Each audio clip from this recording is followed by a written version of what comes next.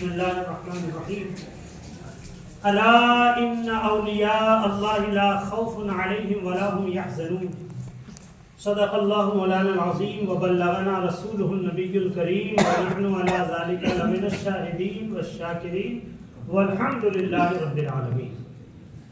معزز حاضرین، بارگاہ رسالت میں ادب و احترام کے ساتھ، عقیدت و محبت کے ساتھ درود و سلام کا نذرانہ پیش کیجئے۔ پڑھیے اللہم صلی علی سیدنا و مولانا محمد وعلی آل سیدنا و مولانا محمد وبارک وسلم۔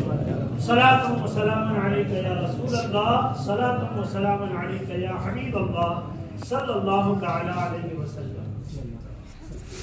رجب کے مہینے کی آمد ہے اور رجب میں شروع ہی میں خواجہ خواجگان عطائے رسول ہند الولی خواجہ معین الدین حسن سنجری چشتی اجمیری سرکار غریب نواز رضی اللہ تعالی عنہ کا یوم عرس 6 رجب المرجب کو اجمیر شریف کی سرزمین پر تجھ کو احتشام کے ساتھ منایا جاتا ہے۔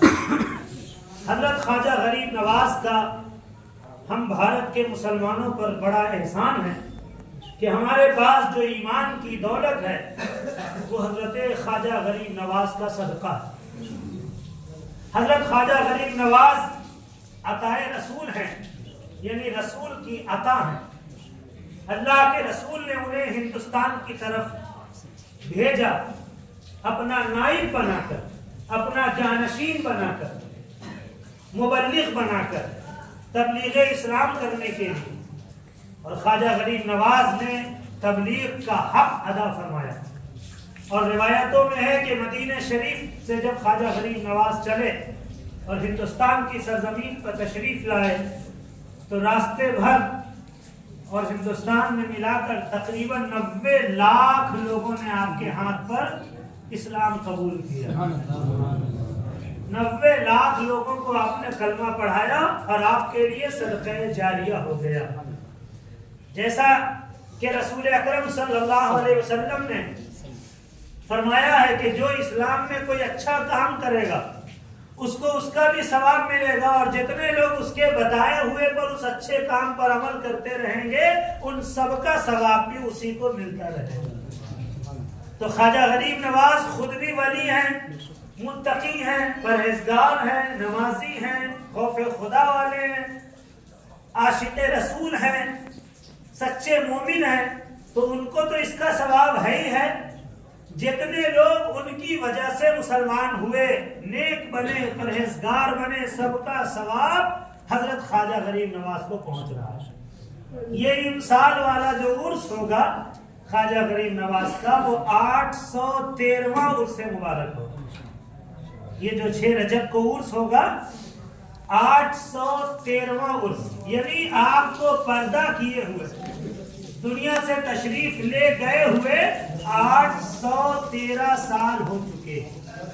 813واں عرس مبارک ابھی منایا جائے گا خواجہ غریب نواز کا، کیونکہ آپ کا وصال 633 ہجری میں ہوا۔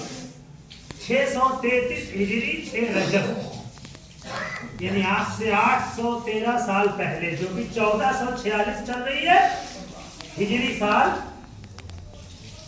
ہجرت کا 1446واں سال ہے یہ، تو آج سے 813 سال پہلے، یعنی 633 ہجری میں حضرت خواجہ غریب نواز 6 رجب کو، جہاں آج آپ کا آستانہ ہے، اسی حجرے میں آپ رات کے وقت داخل ہوئے اور اللہ کے ذکر میں مگن ہو گئے، ذکر میں لگ گئے۔ لوگوں کو آواز آتی رہی ذکر کی، لا الہ الا اللہ کی، یا جو بھی ذکر آپ فرما رہے تھے اللہ کا ذکر، اس کی آواز آتی رہی۔ اور پھر آواز جب بند ہو گئی تو لوگوں کو گمان ٹھہرا، یا پھر صبح ہو چکی تھی، لوگوں نے دروازے پر دستک دی، نہیں کھلا، تو پھر اندر داخل ہوئے تو دیکھا حضرت خواجہ غریب نواز پردہ فرما چکے، اور آپ کی پیشانی پر لکھا ہوا ہے ھذا حبیب اللہ مات فی حب اللہ، یعنی یہ اللہ کا دوست ہے اور اللہ کی محبت میں دنیا سے تشریف لے گیا. یہ پیشانی پر عربی میں لکھا ہوا تھا ھذا حبیب اللہ، یہ اللہ کا حبیب ہے، اللہ کا دوست ہے. ماتا فی حب اللہ، ماتا یعنی انتقال کر گیا، دنیا سے تشریف لے گیا فی حب اللہ، اللہ کی محبت. اسی لیے آج تک 6 رجب کو اجمیر میں خواجہ غریب نواز کا عرس منایا جاتا ہے. یہ 813واں عرس مبارک ہوگا. اور جب سے کیسے کیسے لوگ خواجہ غریب نواز کے یہاں جا رہے ہیں اور اپنے من کی مرادیں پا رہے ہیں. اکبر بادشاہ بھی اس زمانے کا جس کو اولاد نہیں ہو رہی تھی اور اس نے منت مانی تھی اور پھر اولاد ہوئی تو اب آگرہ سے پیدل پا پیادہ وہ خواجہ غریب نواز کے آستانے پر گیا منت اتارنے، اور وہاں پہنچ کر اس نے حاضری دی اور ایک دیگ نظر کی. آج بھی وہ دیگ خواجہ غریب نواز کے آستانے پر موجود ہے. وہ 120 من کی دیگ اس نے نظر کیا. پوری دنیا میں سب سے بڑا دیگ ہے، اتنا بڑا دیگ پوری دنیا میں نہیں پایا جاتا. 120 من کا دیگ جس میں 4800 کلو کھانا پک سکتا ہے، 4800 کلو کھانا اس میں پک سکتا ہے. 120 من کی دیگ اکبر بادشاہ نے نظر کیا اس بارگاہ میں، جو آج بھی بڑی دیگ کے نام سے مشہور ہے. بڑی دیگ، 2 دیگ ہے خواجہ غریب نواز کے آستانے پر. بلند دروازہ کے داہنے طرف بڑی دیگ ہے پچھم جانب، اور پورب کی جانب یعنی بائیں ہاتھ کی طرف چھوٹی دیگ ہے. چھوٹی دیگ جہانگیر بادشاہ نے نظر کی تھی جو 60 من کی ہے، یعنی 2400 کلو کھانا ایک وقت میں اس میں پک سکتا ہے. بڑی والی دیگ 120 من کی اور چھوٹی دیگ 60 من کی، اور وہ جہانگیر نے پیش کیا اور اکبر بادشاہ نے بڑی دیگ پیش کیا. یہ لوگ بڑے، جو پہلے کے جو بادشاہ لوگ ہوتے تھے اپنے معاملے میں جو رہے، لیکن بزرگان دین اور ولیوں کے، اللہ کے نیک بندوں کے محب ہوا کرتے تھے، محبت کرنے والے ہوا کرتے تھے. اور پھر تو کتنے بادشاہ اور نواب اور کیسے کیسے لوگ آج بھی ہندوستان کا پرائم منسٹر کوئی ہو لیکن خواجہ کے آستانے پر اسے اپنی چادر ضرور پیش کرنی ہے.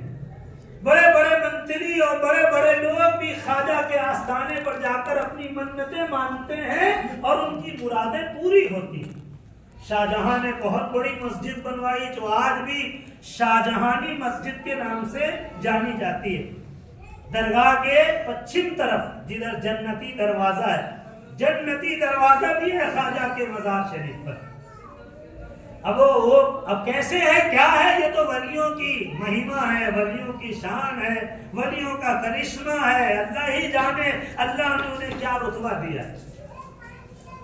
عام سی بات میں یوں سمجھو جنتی دروازہ کہ چونکہ نیک بندوں کی قبر جنت کا باغ ہوتی ہے. آپ نے سنا ہوگا کہ قبر جنت کے باغوں میں سے ایک باغ ہے یا جہنم کے گڑھوں میں سے ایک گڑھ. قبر یہی 2 چیز ہے.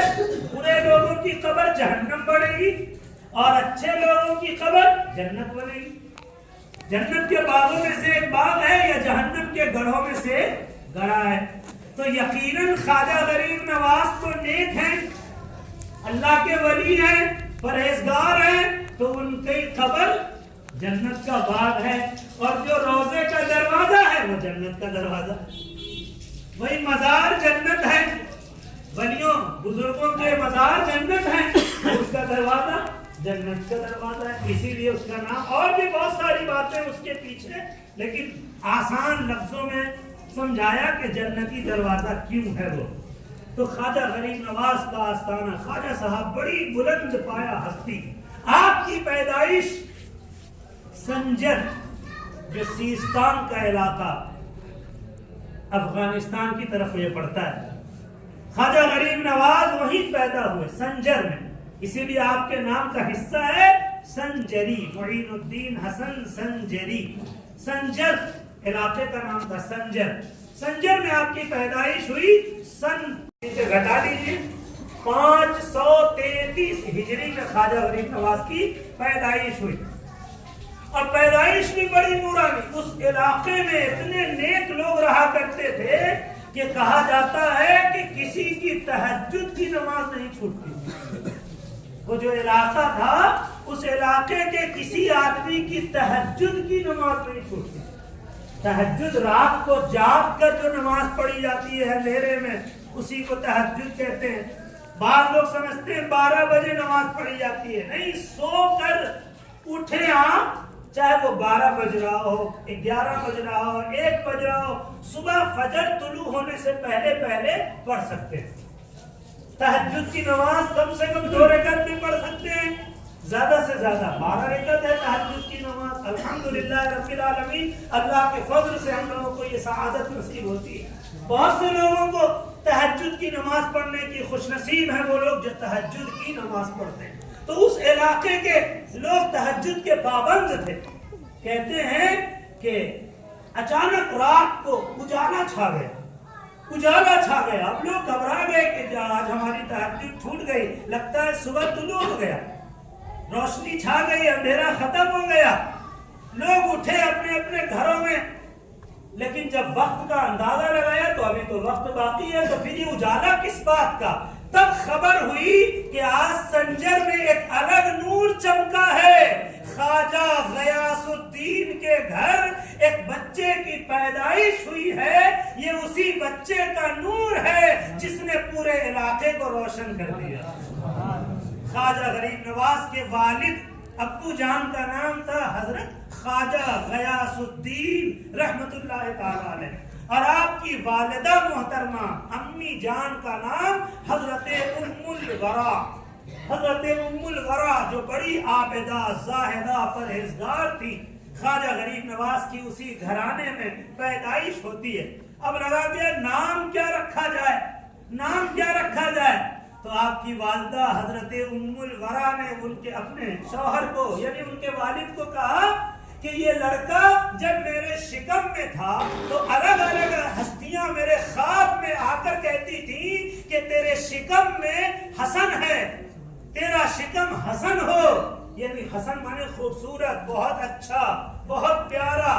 تو نیک ہستیاں مبارکباد دیتی تھی کہ تیرا نومولود حسن ہو، تیرا شکم حسن ہو، تیرے شکم میں جو ہے وہ حسن ہو۔ لہذا ماں نے کہا کہ جب یہ بشارت مل رہی تھی لہذا ہم اپنے بچے کا نام حسن رکھتے ہیں۔ اسی لیے خواجہ غریب نواز کا نام اصلی نام حسن ہے۔ معین الدین یہ بارگاہ رسالت سے ملا ہوا نام ہے، رسول اللہ کے دربار سے ملا ہوا نام ہے۔ آپ نے سنا ہوگا کہ جب آپ مدینہ شریف حاضر ہوئے، اور جوانی کی عمر کی بات ہے، جب آپ حج سے فارغ ہو کر مدینہ طیبہ حاضر ہوئے تو آپ کو روضہ رسول سے معین الدین کا لقب ملا۔ یعنی معین الدین کے معنی ہوتا ہے دین کا مددگار، دین کی مدد کرنے والا۔ چونکہ رسول اللہ نے اپنے دین کے لیے خواجہ غریب نواز کو ہندوستان بھیجا اور دین کا مددگار بنا کر بھیجا، وہیں سے آپ کا نام معین الدین ہو گیا، اور حسن نام چھپ گیا، جو رسول کی بارگاہ سے ملا نام وہی مشہور ہو گیا۔ اصل نام معین الدین حسن ہے، اور نام کا ایک حصہ غریب جاگ کر تہجد ادا کیا ہے، خوب تلاوت قرآن کیا ہے، نمازوں کی پابندی کی ہے، دنیا سے اپنا رشتہ تعلق کم کیا ہے، اللہ سے رشتہ مضبوط کیا ہے، تب جا کر اللہ نے نوازا۔ حضرت خواجہ غریب نواز کے پیر و مرشد نے خوب عبادت کروائی، ہزار مرتبہ درود پڑھوایا، سورہ اخلاص پڑھوائی، تہجد ادا کروایا، پوری رات عبادت کروائی، کئی دن چلہ کروایا، اور تب جا کے خواجہ غریب نواز کو نوازا ان کے پیر و مرشد خواجہ عثمان ہارونی، اور پھر اپنے ساتھ حج پر لے کر گئے، اور اللہ کے حضور میزاب رحمت کے نیچے جو خانہ کعبہ کا پرنالہ ہے، خانہ کعبہ کا جو پرنالہ ہے اس کے نیچے کھڑا کر کے اللہ کے حضور حضرت خواجہ عثمان ہارونی نے دعا کی، اے اللہ معین الدین کو قبول کر لے، اے اللہ اس کو قبول کر لے، میں نے اسے تیرے حوالے کیا۔ خواجہ غریب نواز فرماتے ہیں کہ اچانک غیب سے ندا آئی کہ میں نے معین الدین کو قبول کیا اور اسے دین کا مددگار کیا۔ بہت سارے واقعات ہوتے گئے، یہ بہت شارٹ میں اور آپ کو اجمالی طور پر بتا رہا ہوں۔ پھر وہاں سے خواجہ غریب نواز مدینہ شریف تشریف لائے، وہاں حضور کے دربار میں آپ کو جب آپ نے سلامی پیش کیا، السلام علیکم یا شہنشاہ کونین، تو ادھر سے جواب ملا، وعلیکم السلام یا سلطان المشائخ بحر بر، یعنی اے بحر و بر کے سلطان المشائخ، اے بحر و بر یعنی خشک اور طری کے مشائخوں کے سردار، تم پر بھی سلام ہو۔ یہ بارگاہ رسالت سے جواب ملا، اور پھر حکم ہوا کہ ہندوستان اجمیر کی دھرتی پر جاؤ۔ خواجہ صاحب کبھی ہندوستان آئے نہیں تھے، عرض کی کہ حضور میں کہاں جاؤں، مجھے راستہ تک نہیں پتا، وہاں کی سرزمین کیسی ہے، وہاں کے لوگوں کے دل نرم ہیں، سخت ہے، میں کیسے جاؤں؟ تو حضور نے ان کو بشارت میں ہندوستان کا نقشہ عطا فرمایا کہ اس راستے سے تشریف لے جاؤ۔ حکم رسالت پا کر پیدل مدینے سے پیدل خواجہ غریب نواز ہندوستان تشریف لائے، راستے میں کئی ملکوں سے ہوتے ہوئے یہاں تک کہ عراق کی سرزمین پر بغداد شریف تشریف لائے اور وہاں غوث الاعظم سے ملاقات فرمائی۔ غوث الاعظم سے خواجہ غریب نواز کی ملاقات بھی ہوئی۔ 533 ہجری میں پیدائش ہے خواجہ غریب نواز کی۔ کتنے پرانے بزرگ ہیں، ابھی 1446 ہجری چل رہی ہے، پیدائش کا سن ہے 533 اور وصال کا سن ہے 633، یعنی تقریباً 8 سے 813 سال پہلے وصال ہوئے۔ 813واں صحیح ابھی ہونے والا خواجہ غریب نواز کا۔ تو اس طرح سے بغداد تشریف لائے اور کئی ملکوں سے ہوتے ہوئے حضرت داتا گنج بخش علی حجویری رحمت اللہ تعالی علیہ کے مزار پر انوار پر تشریف لائے، جو ابھی پاکستان کا حصہ ہے، اس وقت تو سب ہندوستانی تھے۔ وہاں حضرت داتا گنج بخش علی حجویری رحمت اللہ علیہ کا مزار پر انوار تھا۔ خواجہ صاحب نے اس آستانے پر چلہ کیا۔ مزاروں پر جانے کا مقصد یہی ہوتا ہے کہ اللہ کے ولیوں کے قرب میں کچھ عبادت کی جائے، نہ کہ میلہ ٹھیلا صرف گھوما جائے، نہ کہ صرف ادھر ادھر موج مستی کیا جائے۔ مزار پر بزرگوں کے آستانے پر جانے کا اصل مقصد یہ ہے کہ نماز کی پابندی، تلاوت قرآن اور ان جیسی زندگی گزارنے کا جذبہ آ جائے اپنے اندر، یہی مقصد ہے۔ اسی لیے آج بھی ہر آستانے پر آپ کو مسجد نظر آئے گی، مسجد نظر آئے گی۔ کیا نشان ہے کہ دیکھو نیاز بھی کرو، نماز بھی پڑھو، مزار پر آؤ، اللہ کی عبادت بھی کرو۔ عبادت چھوڑ کے مزار پر آنا قبول نہیں ہے، نماز چھوڑ کے صرف نیاز کرانا قبول نہیں ہے۔ سچا مسلمان وہ ہے جو نماز بھی پڑھے، روزہ بھی رکھے، حج بھی کرے، زکوٰۃ بھی دے، ماں باپ کی خدمت بھی کرے، غریبوں کی مدد بھی کرے، رحم دل ہو، عاجزی انکساری والا ہو، بڑوں کی عزت کرنے والا ہو، بچوں پر شفقت کرنے والا ہو، خود بھی کھائے، لوگوں کو کھلائے، اس کی زندگی صرف اپنے لیے نہ گزرے بلکہ وہ جیے تو اللہ کی مخلوق کے لیے جیے، اللہ تعالیٰ اسی کا نام بلند فرما دیتا۔ خواجہ غریب نواز مزار شریف پر داتا گنج بخش علی حجویری کے مزار پر آئے اور وہاں آپ نے کئی روز چلہ کیا، عبادت کی، اور پھر وہ فیضان نصیب ہوا۔ بزرگوں کا فیضان تبھی نصیب ہوتا ہے، صرف جا کے اگربتی سلگا دینے سے فیض نہیں ملتا ہے، فیض دیکھیے کیسے ملتا ہے۔ اسی لیے دل سے سچی محبت ہوگی تو آج بھی بزرگوں کا فیضان جاری، خواجہ غریب نواز کا فیضان بھی جاری ہے اور بہت سے بزرگوں کا فیض جاری۔ لہذا داتا گنج بخش کے مزار پر چلہ کی اور پھر جب چلنے لگے تو آپ کی زبان سے ایک شعر نکلا، جو آج بھی مشہور زمانہ ہے، گنج بخش فیض عالم مظہر نور خدا، یہ خواجہ غریب نواز کا شعر ہے۔ گنج بخش فیض عالم مظہر نور خدا، ناقصارا پیر کامل کامل آرا رہنما۔